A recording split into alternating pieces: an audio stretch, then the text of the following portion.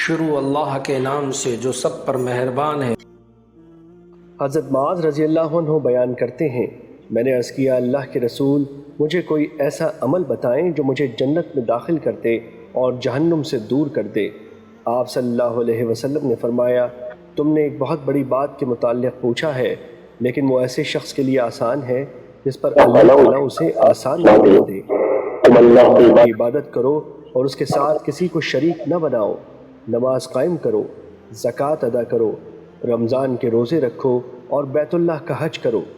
پھر فرمایا، کیا میں تمہیں ابواب خیر کے متعلق نہ بتاؤں؟ روزہ ڈھال ہے، صدقہ گناہوں کو ایسے مٹا دیتا ہے جیسے پانی آگ کو بجھا دیتا ہے، اور رات کے اوقات میں آدمی کا نماز پڑھنا گناہوں کو مٹا دیتا ہے۔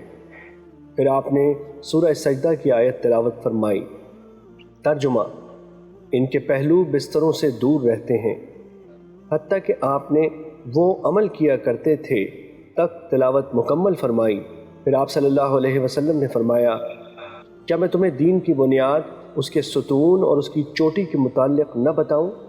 میں نے عرض کیا، کیوں نہیں اللہ کے رسول، ضرور بتائیں۔ آپ صلی اللہ علیہ وسلم نے فرمایا، دین کی بنیاد اسلام ہے، اس کا ستون نماز اور اس کی چوٹی جہاد۔ پھر فرمایا، کیا میں تمہیں ان سب سے بڑی چیز کے متعلق نہ بتاؤں؟ میں نے عرض کیا، کیوں نہیں اللہ کے نبی، ضرور بتائیں۔ آپ نے اپنی زبان کو پکڑ کر فرمایا، اسے روک لو۔ میں نے عرض کیا، اللہ کے نبی، ہم اس سے جو کلام کرتے ہیں کیا اس پر ہمارا مواخذہ ہوگا؟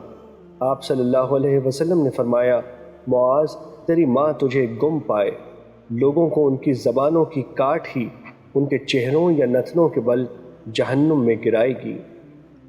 مشکوٰۃ المصابیح، حدیث نمبر 29۔